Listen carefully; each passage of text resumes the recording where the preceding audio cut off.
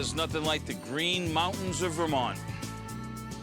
You know, when most people think about Vermont, they think of quaint towns, fall foliage, and maple syrup. But to really understand what's going on here from a food perspective, you gotta dig a little deeper.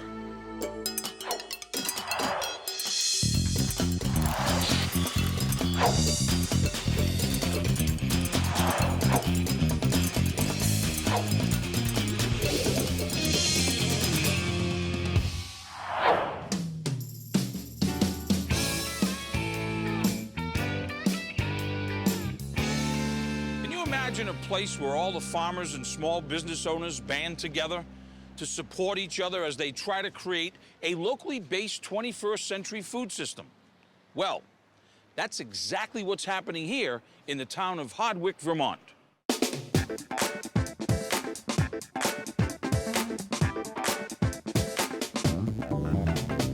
The next time you're eating food, think about where it came from and what's in it. Hardwick is an agricultural community of produce farmers, dairy farmers, cheese makers, and soy producers whose lives are connected by the food they make and the friendships they share. Yeah, the Hardwick community is a wonderful one. It's got so much potential and so many great things happening with local food and sustainable agriculture here. These determined residents banded together to help fight the decline in the local economy by refocusing on farming. Soon about a dozen new food-based businesses began to spring up. And in order to improve their chances for success, everyone committed themselves to working together. We're friends, we're partners, we're mutually sustaining. Would you like to try the best soy milk in the world? The proud artisans here have developed their own unique food chain, from the seeds developed on this farm to the plants grown on this one, and the homegrown products made here. These businesses provide each other with resources, advice, and help when they need it. We love being able to bounce ideas off of each other and use our products collaboratively. It's a great collaboration. And much of what is produced in the fields and small factories end up being used and eaten right inside the local community. The absolute wealth of what's going on in such a small space at this particular time, it just makes everything that I do here at the restaurant a joy. Healthy food really is local food. It's going to be better for your health, it's good for the economy locally, and it's going to help young people stay in the region.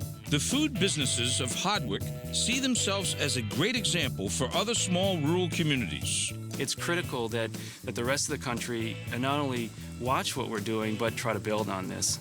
We're not looking to feed people on the other side of the planet. We're looking at feeding our own community. There you go.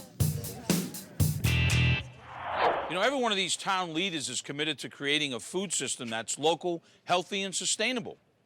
And if you want to know what it's all about, you got to talk to Tom Stearns.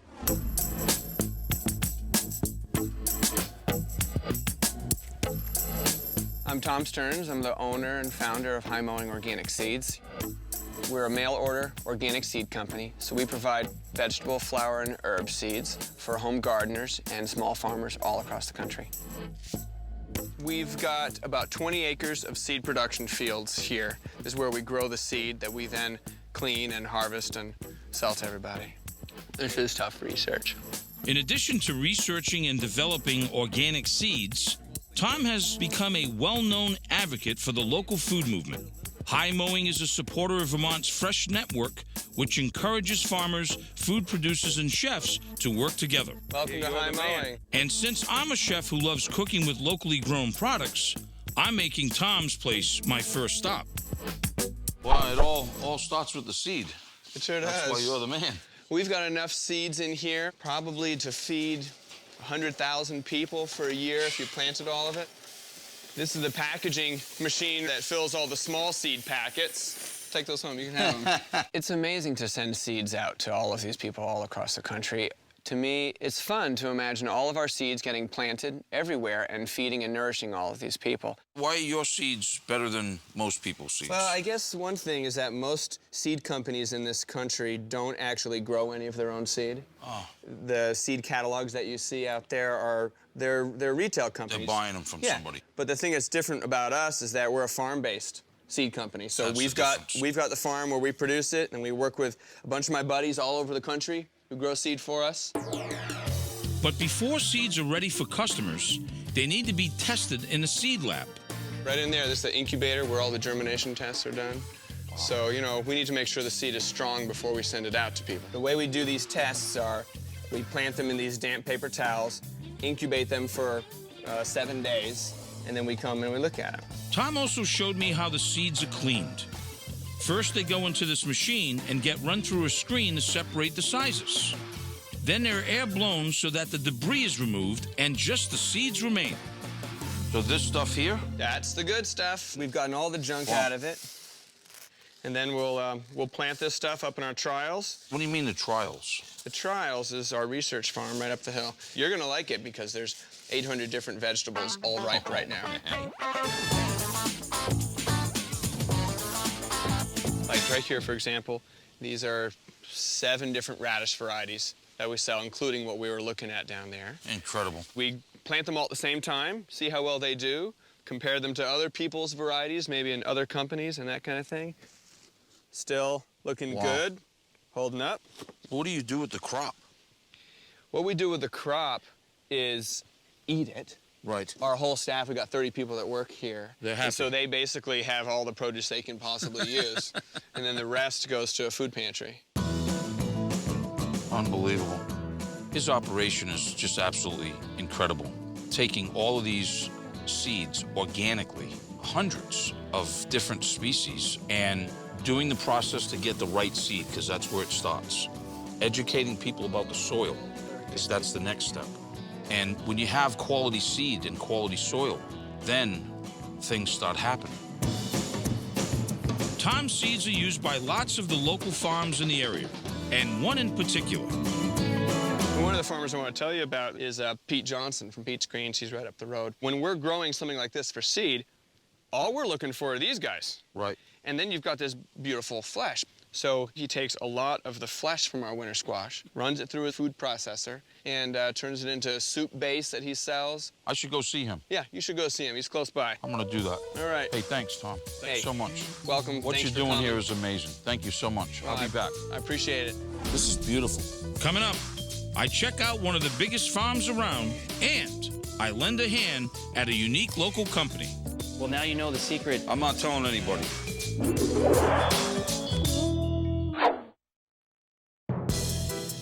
Hardwick is more than a rustic Vermont town. It's the center of an exciting new approach to producing food. We're what we would call mission-based businesses. And that mission is basically to help support sustainable agriculture in this area and help support that kind of growth and expansion in other places too, and help educate people about that. This is something else. Now that I've seen where the seeds come from, it's time to check out one of the places that uses them, Pete's Greens. Hey, Pete, how you doing? Hey, Emeril. I just came from Tom's up there at the trial fields. Yeah, we got some of his seeds growing down here right now. You want to go look at them? Sure, that'd be great. So what's going on today in the fields? Well, today we're getting ready to harvest a bunch of onions. We grow all sorts of crops with a heavy emphasis on storage crops, potatoes, onions, turnips, beets, carrots, cabbage. A lot of lettuces behind us too, huh? Yeah, a lot of baby greens. That's a big part of our business. This is Mizuna. popular? Pretty popular. Sort of based on what guys like you do, I think. Yeah. This is beautiful. If you decide Mizuna's the next big thing, it'll be the next big thing. Well, you just got to tell me what you want. Pete has a 250-acre farm, has turned it into this amazing business with greens and vegetables. Wow, look at that. Now, how'd you know those were going to be there? Oh, you know, it's just, that's the beauty of potatoes. He is really growing it right, and he's doing it right. We sell to about 60 stores and restaurants throughout Vermont. We find ourselves kind of in the middle of all of it, mostly because of our CSA, called Good Eats. Good Eats is a CSA that provides vegetables all year round. And Pete also has a farm stand that sells fresh produce and artisan products from local businesses. We're bringing in food from all sorts of other producers and getting it out to customers. He wants to be there for folks when it is January and February and there's nothing growing in the ground. He wants to be able to share that. And one way he does that is by preserving some of his crops to store through the winter months. This is really exciting to me because this whole half-acre of spinach, we'll mow it with our harvester, we'll wash it in the wash house, and then it'll go in the kitchen with Nick, and he'll blanch it and chill it and spin it dry, and then we have this little heat-sealing bagger, and we make these nice little, 1-pound blocks of frozen spinach, put them in our freezer. And that's beautiful. Before I leave Pete's, I have to check out his farm stand. Hi, Emeril. Hey, I gotta tell you, this is really, really impressive. You know, and I'm looking at all the stuff that you have here, and I notice this is a Vermont tofu? Made in Hardwick, just down the street. Wow. Company started by Andrew Meyer. They use local soybeans, make tofu and soy milk. It's nothing we'd ever even thought of around here. And Andrew's been a real leader in getting other local businesses starting. And that's awesome. Maybe I should go check them out. Yeah, you should go.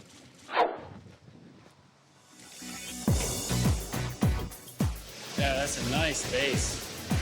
My name's Andrew Meyer, and I'm from Hardwick, Vermont, and I run Vermont Soy. Here at Vermont Soy, Andrew has a team that's dedicated to making high-quality soy milk and artisan-crafted tofu. Looks good. And both the farm and factory are as environmentally friendly as possible. Put a wind turbine up. We're using biofuels to run our tractors. We're growing value-added crops. Some of those crops are making their way into this food system. Others are going to help run the farm and make it more self-sufficient. And their collaboration with other businesses here in Hardwick makes them an important part of the food community. Well, I think almost anything is achievable when you collaborate on something. And we're finding that model working with the businesses that we have in this area. And I think with that, there's nothing we can't achieve. Hey there. Emeril. How are you? Great. Welcome to Vermont Soy. I've heard so much about this place. I'm really excited. We're making artisan tofu, and the process starts here. We hydrate the beans, and then we'll grind them and cook them with culinary steam.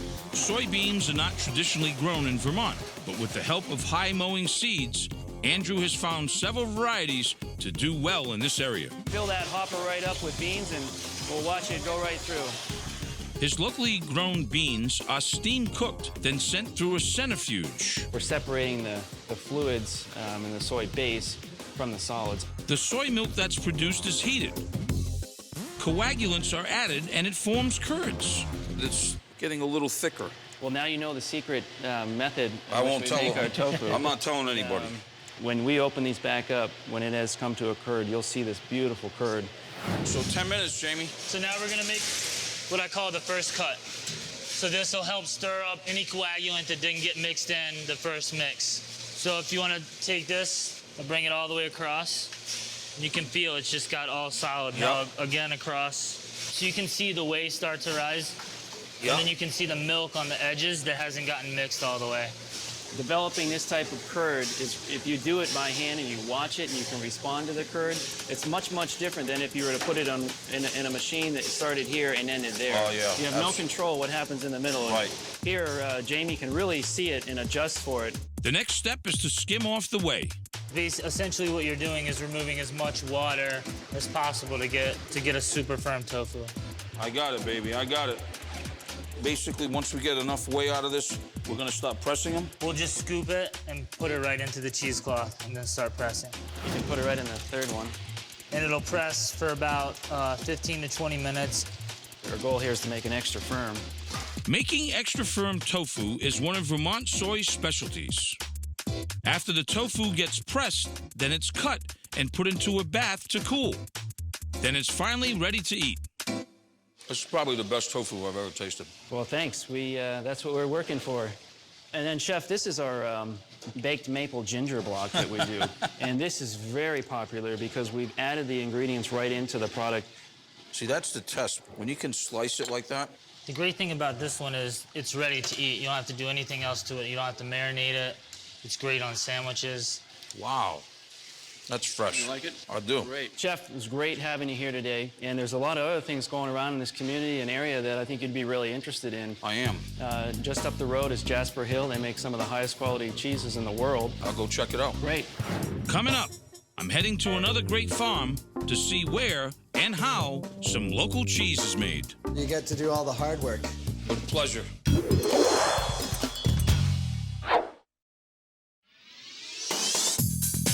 Hardwick, Vermont is a unique food community. I visited several local businesses that make high-quality, artisan-crafted products. And now, I'm heading to another. Located in northeastern Vermont is Jasper Hill Farm, which is run by brothers Mateo and Andy Keeler. Welcome, Chef. Hey, it's nice to be here. Oh, this is awesome. We're milking 45 cows. We started with a herd of registered Ayrshires. We chose this breed because of their milk composition quality. It's great cheese-making milk. We make cheese 7 days a week, 365 days a year. It's the means by which we keep our farm viable. 365 days. Wow. I guess that's what it takes to have great cheese. That's what it takes. And the first ingredient in cheese making is milk. Whether sheep, goat, or cow, great cheese comes from great milk. And the quality of the milk is influenced by what the animals eat. We don't feed any fermented feeds on the farm. Yeah. The cows are out at night and eat grass. And the dry hay helps elevate our fat and protein Yep. levels. And so, because what we're really after is fat and protein at Butter, fat, the day. protein. That's right. Jasper Hill's cheeses are individually handcrafted and made with the freshest ingredients. One of their more popular cheeses is a natural rinded blue cheese called Bailey Hazen Blue. The guys took me over to their cheese room to show me how it was made. Perfect. Here we All go. right. Let's Ready? make some cheese. Let's make some cheese. All right. We've got about 1,400 liters of milk in the vat. You're welcome to feel that. How about that? It's like a giant custard. That's unbelievable. What we're going to do now is actually cut that coagulum into 6-inch blocks. It'll start the process of drainage. Yep. You want to give it a try? Sure. It feels like a gigantic pot of creme brulee. So then what happens? We'll cut the curd. You're really getting it small now. You want to run that through? Sure. By the time we're done, this Bailey curd will look like popcorn. fantastic. And we're making cheese now. Absolutely. We're going to let this rest for a little while and skin up. Yep. And then over the course of the next hour and a half, we're going to stir this curd, let the acidity build, which will help the curd express more moisture. The curds are checked regularly to determine how much protein is present. We're close, but not really. You want to stir some curds? Stirring helps reduce the protein to the correct level. Just like at Vermont Soy, I got the chance to help out. Got some curd now. Once the curds are ready, it's time to drain the whey and fill the forms. Emeril, you get to do all the hard work today. That's all right, my friend. With pleasure. About 90% of the milk that comes into a cheese vat actually flows out of the cheese vat in the form of whey. See? No more whey. Yep. It's all gone. Yep. That whey isn't just tossed out here at Jasper Hill. It's collected and recycled. It has a very interesting benefit for some four-legged friends on the farm. We have 23 pigs running around the woods down there. Their diet consists of whey and a small amount of corn. Now we get to go over and see the cellars. Maybe we'll pierce some cheese, taste some cheese. Perfect. Sound all right? That sounds great. All right. I've never anywhere in the world seen a facility like they have built in the side of a mountain. The cellars at Jasper Hill is a 22,000 square foot underground aging facility. Wow, look at this. The facility features 7 individual caves that can ripen up to 2 million pounds of cheese at a time. In addition to their own cheese, Jasper Hill ages and distributes cheeses from other local farms. It's a piece of infrastructure intended to lower the barriers to entry for our new and existing cheesemakers and to enhance the viability of the farms in our area. It's one way the brothers help encourage and support the local community. We're really looking at mechanisms that will allow us to support one another and to support the working landscape here, which is actually what makes this place so beautiful. So this is Bailey Hazen Blue. This is what we were making next door. And the next step is really to turn this white cheese into a blue cheese. We have this stainless steel needle Mold blooms in the presence of oxygen, so we're going to allow a little oxygen into the center of the cheese. Okay. And basically, we just start poking holes. You want to give it a try? Sure. Here you go. Basically, Making blue cheese. making blue cheese. Making blue cheese blue. What we do at the cellars at Jasper Hill is we finance cheesemakers that are producing these products by purchasing their cheese green. What we're basically doing is taking the aging function, the marketing, sales, and distribution functions, all the administration, off the table for small-scale cheesemakers. That's awesome. Not only is the facility top of the line, but I had the opportunity to taste several of the cheeses there, and they were terrific. Wow. Especially Mateo and Andy's own Bailey Hazen Blue. Ooh. Smoking. And Constant Bliss. Which is one of our signature cheeses. It's a cheese that my wife uses to make this amazing ravioli. Thank you. That's delicious. I can see why she would use that in a ravioli. It's got wonderful flavor. And great mushroomy flavor coming through there. My wife, Angie, is a big fan, and she's actually making some raviolis, wondering if you'd be interested in giving her a hand. I would love to. Can we bring some of that with us? Absolutely. Constant Bliss? Yeah. Let's bring some of that. Awesome. Hey, Ange, how you doing? Hello. How are you? I hear you make a mean ravioli. We like it. This is actually going to be an inspiration from your recipe, because I know sometimes you use squash, sometimes you use mushrooms, whatever I have. Whatever you have and whatever's from the garden and fresh. So today we'll use some mushrooms. Okay. You're going to make some pasta dough? Yes. And you're going to work on some mushrooms? I'm going to do. And I'm going to come over here and work on a mushroom broth.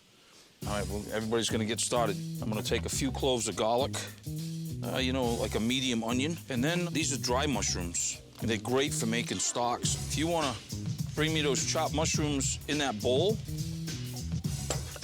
and really fuse this. I'm gonna take a little salt to this as well, and a little bit of thyme. Andrew, how you doing? Good. I'm gonna come and check on you. I wanna see this secret. So you had your flour and a little cake flour, right? Yes. So this is the old-fashioned way of doing it. I love it. All right, she's got the dough, you got the mushrooms. I've got the broth going on here. What we'll do is we'll begin to start making the filling. And then what we're gonna do is we're gonna add a little bit of butter. Mm-hmm. Some shallot. Also use a little bit of garlic in there now. Now what we'll do is we'll add a little bit of thyme and some parsley. Mm-hmm. Just gonna deglaze this now with a little white wine. Smells great. Oh, yeah, we're gonna add a little bit of salt and a little bit of pepper. So what we're gonna do to sort of bind it is a technique called panada. We're gonna use a little simple, little fine white breadcrumb. We can always add, and whatever moisture is left on top of that, this should pull it all together. Dried right up. Is we can actually add that right into this bowl. Nice job. Nice color on that dough, Ange. Thanks. I usually put this through 6 times. Nice job. And what we can do now. Here it comes. Yep, and we'll grate that Constant Bliss, and then we'll work that cheese into the mushroom filling, and then that will be the filling for Ange's raviolis. Show us how it's done. A little water, so you're making a little wash. And then whip it up, and then I'm gonna brush it on the dough. Okay. Help it stick together. Look at the color of that egg yolk. Beautiful, isn't it? Beautiful. Once you've had organic eggs, it's hard to eat any other Yes. kind. Look at that color. Mm-hmm. The egg wash is beautiful, too. It's a nice little bit of filling.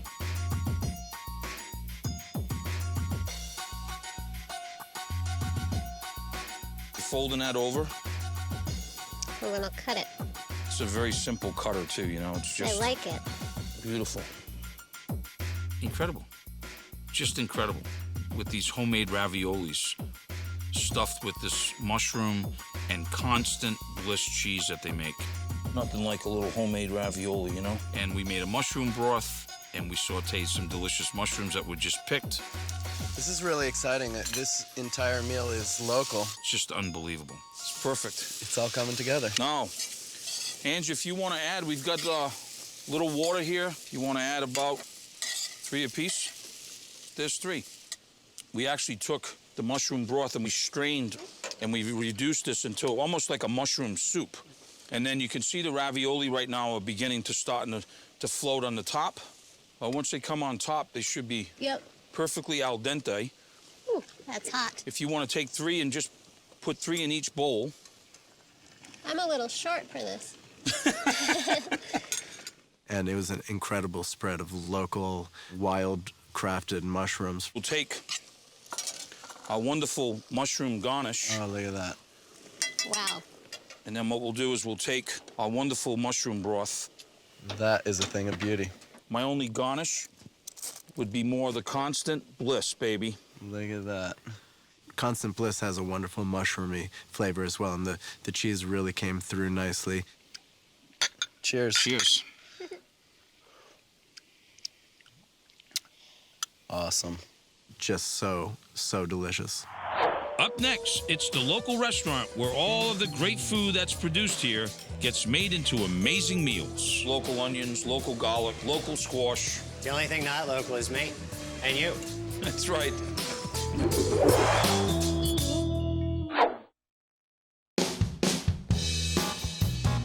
My philosophy has always been if you have great ingredients, you'll have great food. And the things that are growing here, look at the sugar all over that. Whether it's pumpkins or melons or cheese, there's a major movement happening right behind me. It's inspiring me to want to do a big dinner. And I will do a big dinner. But before I start planning my own menu, I'm going to see how all of these great local products are being used every day by visiting one of Hardwick's most popular restaurants, Claire's. Claire's is a casual, thoughtful restaurant in a small town in rural America. The restaurant is owned by a professor, a local entrepreneur, and a chef from California who moved to the Northeast and fell in love with the area and the local food. I want to take what the farmers grow, whatever they want to grow, and cook what they're providing me with, and offer it to the local community and then the greater community. What I like about the food that we have here at Claire's, I think of the ingredients as stories. I like to know the story about everything that comes through the door. Claire's is also an example of a unique concept, a CSR, or community-supported restaurant. Customers who invested money to get the restaurant started are able to redeem those dollars on their meals. So the success of Claire's is just as important for local residents as it is for the owners. And it means this restaurant is completely linked to the local economy. 80% of the food dollars we spend go to farms within 15 miles of the restaurant. We have an incredibly innovative and new business model. No one has tried to serve this much local food that's sustainably raised at these prices that are accessible to the community that we serve. Everything about Claire's is awesome. I grew up here, so to have a restaurant like this in this town is amazing. Chef Steven, how you doing? Fantastic, come on back. There's a stuffed squash dish that we do. We're gonna do that together, and I'm very excited about that. What we're gonna do is start with these acorn squash. Okay. And we're gonna cut the top off, just cut it straight down, and then go around and cut into it. It's kind of firm. You're just making a circle and just pop the top out, which exposes the seeds. Yep. And then with a spoon, just like when you were a kid and you're scooping seeds out of a pumpkin, you're doing the same thing. Okay.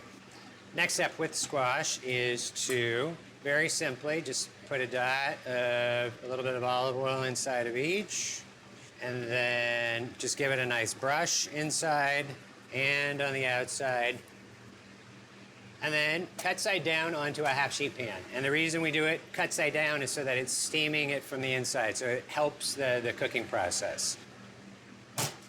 Great. All right. Now this just goes into a 400-degree oven for about 20 minutes. We are ready to move on to the filling. The base of the filling is all about the grains. One unusual one is groats. So we're taking oats that have not been cut Another one is wheat berries, and then spelt. They all cook separately. They all get boiled, they get drained, they get rinsed, and then we end up with this. Now they're all happy. So we're gonna take a little bit of butter and add all the onions. And what we're looking to do is caramelize them. And while you're stirring that, I'm gonna take a little bit of garlic as well. So that's local garlic as well. This is local garlic. I like the texture that you've cut that size like that. It doesn't need to be itty-bitty. No, You exactly. don't taste it then. So the next step is taking some of these great herbs. This is savory. I'm in love with this Wow. herb. I'm gonna plant some of this at home this I love year. it. This is thyme. Yep. And I'm gonna pick the savory. So it's almost like we're making a grain salad, is what we're doing. I'm with you. You saving the stems? Saving the stems. So I'm gonna take those from you. Yep. Great. And we're just gonna give this a really quick chop. So we're just gonna take this, add it to the onions and the garlic, bring those flavors together. What we can do now, we can take the grains that have been cooked, we can just put them into the pot. I like it. I like it. We add a little cider vinegar to the grains, and once they're cooked, we stuff the baked squash. Fill her up. Can't be any simpler than that. 3 grains, beautiful caramelized local onions, local garlic, local squash. The only thing not local is me and you. That's right. The other thing that I like to do is add bacon. Now this I think of as a vegetarian dish, and at the Right. restaurant we do it vegetarian. I'm not a vegetarian. I'll take the bacon. This is just bacon that's been cooked off, nice and crispy, and we add that, a little bit of that on top. And then we're gonna make a very easy sorrel sauce. Okay. We're gonna take some of the sorrel leaves, and you can just tear them up. You don't need to cut them up. Put them right into the pot. Okay, local onions, local cream, local garlic. Local sorrel from my garden. So you're steeping that pretty good now. Yeah, just give it a nice stir. And then we're just gonna give it a simple buzz, just bringing all those flavors Getting all together. those flavors together. So then simply, we're just going to Feeding it with love. feeding it with Oh, love. baby. You found the perfect words. So this Vermont cheddar, We just put that on, so nutty and so Exactly. delicious. put it in the oven about 15 minutes, Yep. warm it straight through. Perfect. Awesome, look at that. That top right on there on the side, like you said. Put a little more of that sorrel sauce on there. Ah, nice job, chef. Now we gotta dig in. Oh, that's delicious. Turned out good. I'm having this little dinner. I'd love for you to come. It would be my honor. Great job. I got a few other stops I'm going to do. Excellent. Thanks for having me in your kitchen. Excellent, it was a Thanks pleasure. for the hospitality here at Claire's. Thanks, Chef. All right, thank you. Take care. When we come back, I visit the guy who helps bring local food businesses and their customers together. Good eats and hard work. Good motto. And I start shopping for the special meal I'm going to make for my friends here at Hardwick.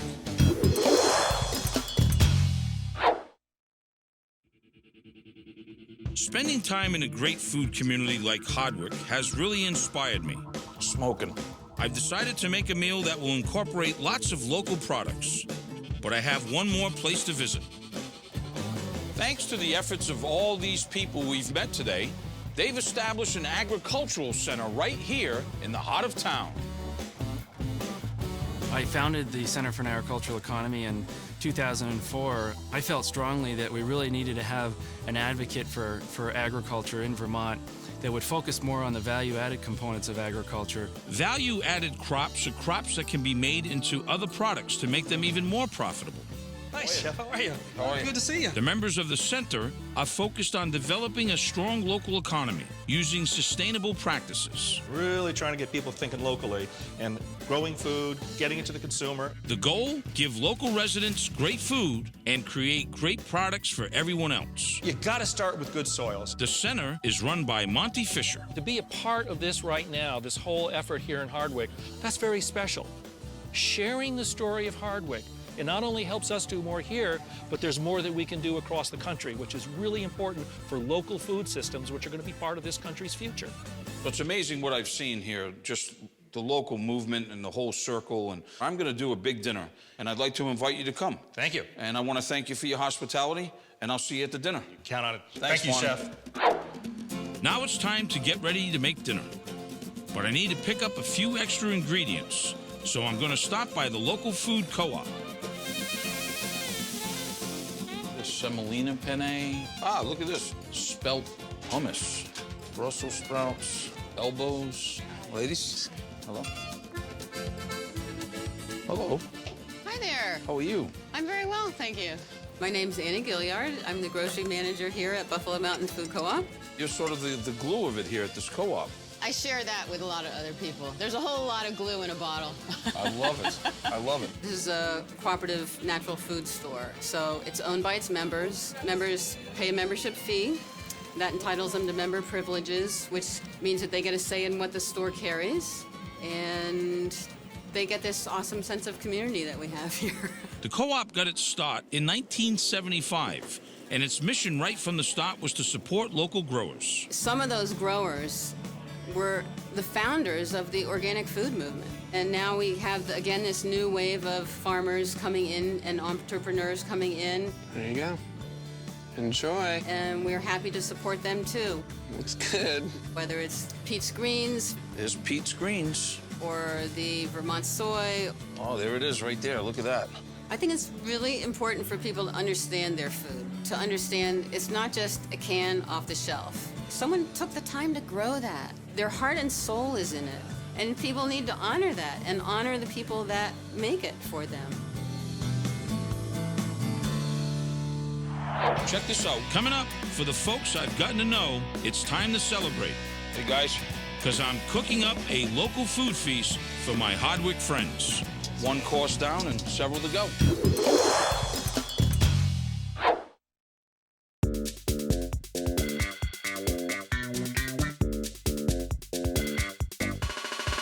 After spending time with all the great farmers and food producers in Hardwick, I'm making them a special meal using lots of the food they've made and grown. Andy is bringing some of his own pork chops from his hogs. So I'm going to marinate them with grapeseed oil, a little mustard, some boiled cider, a little bit of hard cider, salt and pepper, of course, a little brown sugar, a little thyme. Mix it all up together. Oh, baby. Let that liquid brine sort of marinate the pork chops. Hey, guys. Now it's time to get these chops on the grill. You want to put them on? I do. That'd be fantastic here. And Andy's volunteered to help me out. All right, you gonna be all right with these? I think I'll be good. They're looking good. They look fantastic. All right. In addition to the pork chops, I'm also doing a vegetable dish using some of Andrew's delicious tofu. Kind of cut it and dice it, and this is gonna be great in a stir fry. A little oil. I got a beautiful array of vegetables, onions, carrots. I'm gonna go in the wok with it. You get those from Pete's Greens? Yeah. Great. Don't tell them though. Yeah. You okay with heat? Oh, yeah. Yeah. As long as I've got the beer, I'm okay with heat. We'll add a little heat to it. Yeah. So the salt that we'll use will be soy. Yep. A little bit of the saltiness will be from this fish sauce right here. Oh, yeah, baby. Sesame oil. I think I could even get my kids to eat it now. And then I got a little hoisin, which is a Chinese barbecue sauce. All the diced tofu you can put in there. Great. Let's just take a little cornstarch with a little cold water. Make a little slurry with this. Oh, yeah. Add half first. And that, my friend, should do it. Good. Bring this up to temp. You don't want to abuse the tofu. So now we'll just take our whole stir fry. Boy, that looks good. Does that not look awesome? That looks great. All right, I'm going to have you bring that to the table. All right. Thank you. I'll see you in a little bit. Okay. Hey, can I get Andy a beer? Somebody? Beer. Oh, thanks, Pete. Oh, yeah. What a guy. That's the man. Thanks, Pete. Since you're like doing so many favors right now, could you do me another one? What do you need? You mind going in the kitchen and get me the pears? Sure. Over Thanks, here? buddy. Yeah. Pete has a friend that turned me on to these little pears. I'm gonna marinate them too to give them a little flavor. Gonna use some of that boiled cider, lemon zest, lemon juice, and sugar. Marinate those pears that are hard, get a little flavor into them, put them on the grill. They're gonna be spectacular. These are beautiful. How long will you cook the pears there? You see how they grill them pretty quick? I'm gonna let them on there for maybe about another minute, and then I'll turn them over. And then we'll crumble up some of that blue cheese. Fantastic. Your blue cheese. Sounds fantastic. We'll just kind of put a little bit inside that. I hollowed out a little cavity in there. That looks good. That looks great to me. See how the cheese is starting to melt in there? Yeah. What do you think, Andy? I think it looks fantastic. Great ingredients, simple ingredients. But when you put a lot of love into it, you're gonna get a lot of love back.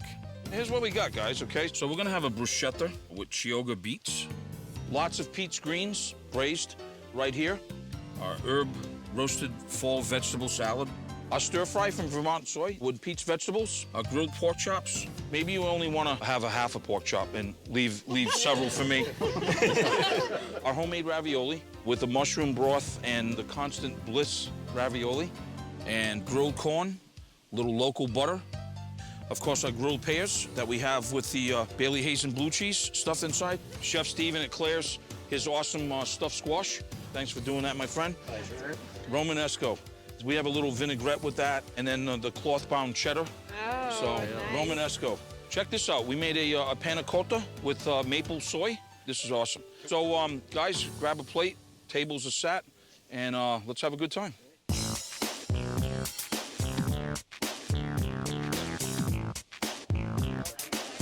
Wow, this is dynamite.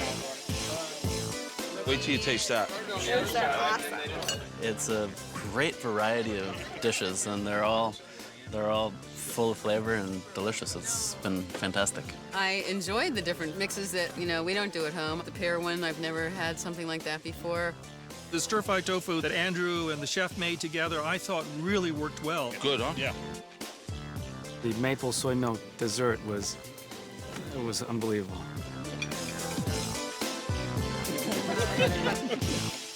I'd like to make a toast. Thank you so much for coming here, you and your whole crew. And on behalf of all of us, I'd just like to thank you for helping tell the story of what's happening here. So, thank you so Thanks, much. guys. Thank you. Thank you for your hospitality. Okay. Hey, our dishes are done, but now it's your turn. Check out this green plate special at planetgreen.com. The entire Emeril Green team, we want to thank everybody here, not only for coming, but for reaching out and just such hospitality. And you guys are just doing this community and the state of Vermont like big. So thank you. Keep up the good work, and I will be back. Especially to see you, Pete. Welcome to Vermont Soy. Delighted to be here. I'm really excited. Yeah. So you making tofu today? Yeah, we're making tofu, and we're gonna have to do that again. Thanks to the efforts of all these people and that horn that just beeped. Hold on 1 second, Chef. Okay. Sweeten it up with a little sugar. Oh, mackerel.